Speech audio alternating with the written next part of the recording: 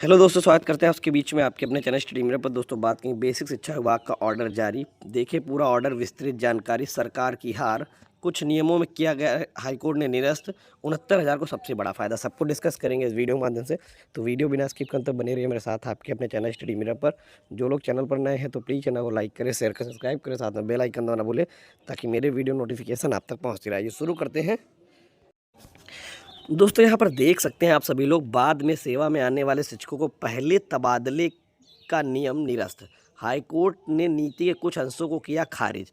Allahabad high court की लखनऊ पीठ ने परिषदीय शिक्षकों के तबादला नीति के कुछ अंशों को निरस्त कर दिया है। अदालत ने बाद में सेवा करने में आने वाले, ठीक है, सेवा में आने वाले शिक्षकों को पहले तबादला करने और शिक्षक अनुपात के पर शिक्षकों के समायोजन के मानक को सही ना मानते हुए इसे निरस्त कर दिया। और यह आदेश न्यायमूर्ति मनीष माथुर की एकल पीठ ने पुष्कर सिंह चंदेल, राहुल पांडे, सौरभ शुक्ला, उदय प्रताप सिंह व अन्य शिक्षकों की याचिका पर दिया है। याचिका में शिक्षकों के मुख्यतः बाद में सेवा में आने वाले शिक्षकों को पहले तबादला करने के प्रावधान का विरोध किया था। उनका कहना था कि इस नियम के अनुसार जूनियर शिक्षकों का सीधा प्रभाव पड़ेगा, उनका स्थानांतरण होता रहेगा, जबकि वरिष्ठ शिक्षकों के तबादले की संभावना कम रहेगी। इसके अलावा शिक्षक विद्यार्थी अनुपात के आधार पर शिक्षकों की तबादला नीति को चुनौती दी गई। याचियों का तथ्य था कि यह नियम शिक्षा के अधिकार सेवा नियमावली के खिलाफ है। तबादला नीति के ये अंश किए गए खारिज। अदालत ने सभी पक्षों को सुनने के बाद 26 जून 2024 में जारी आदेश में 3, 7, 8 और 9 बिंदु को निरस्त कर दिया। आदेश के तीसरे बिंदु मानकों के अनुसार अधिक शिक्षकों की संख्या वाले विद्यालयों और शिक्षकों की आवश्यकता वाले विद्यालयों को चिन्हित करने व 7वें बिंदु में जूनियर शिक्षकों के अधिक मानते हुए उनके स्थानांतरण की सूची। 8वें बिंदु में 8वें बिंदु में शिक्षक विद्यार्थियों शिक्षक अनुपात को तय करने के तरीके। और 9वें बिंदु में एक ही विषय में 2 अध्यापकों का अध्ययन कार्यरत होने पर जूनियर शिक्षकों का तबादला प्राथमिकता। यानी कि जो नियम था 3, 7, 8, 9, इन्हीं बिंदुओं को कोर्ट ने 4 बिंदुओं को निरस्त किए हैं और इसमें याचिका जो है उनके कुछ बिंदुओं को खारिज कर दिया है। यहाँ पर देखते हैं कि स्पष्ट लिखा हुआ है कि जो पॉइंट है 3, 7, 8, 9 को निरस्त किया जाता है और आदेश ने तीसरे बिंदु को के मानकों के अनुसार अधिक अध्यापक यानी जो अधिक शिक्षक की संख्या वाले विद्यालय हैं उनमें शिक्षकों को आवश्यकता वाले चिन्हित करने की बात थी। तो ये सारी चीज़ें आप देख सकते हैं और यही ऑर्डर है। आपको ऑर्डर का भी मेन अंश आपको दिखा देते हैं।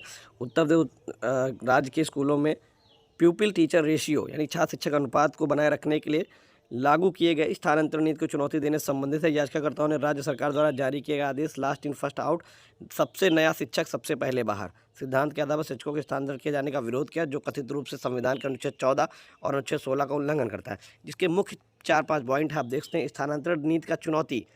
याचिकाकर्ताओं का तर्क है कि लास्ट इन फर्स्ट आउट सिद्धांत को लागू करने से जूनियर शिक्षकों का बार बार स्थानांतरण होता रहेगा, जबकि वरिष्ठ शिक्षक अपने पदों पर स्थिर बनेंगे। यह नियम बिना तर्क और कारण के असमानता उत्पन्न करता है, जो कि अनुच्छेद 14 का उल्लंघन है। शिक्षक का अधिकार अधिनियम में नियमों का उल्लंघन। याचिकाकर्ताओं ने तर्क दिया कि यह शिक्षा का अधिकार अधिनियम 2009 और सेवा नियम 1981 के तहत दिए गए प्रावधानों के विरुद्ध है।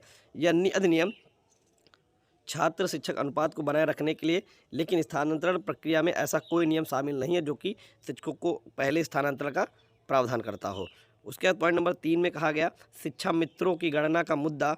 सरकारी आदेश के शिक्षकों की संख्या शिक्षा मित्रों की भी शामिल किया गया, जबकि शिक्षा मित्र के पास सहायक शिक्षक बनने के लिए आवश्यक शैक्षणिक योग्यता ही नहीं होती है।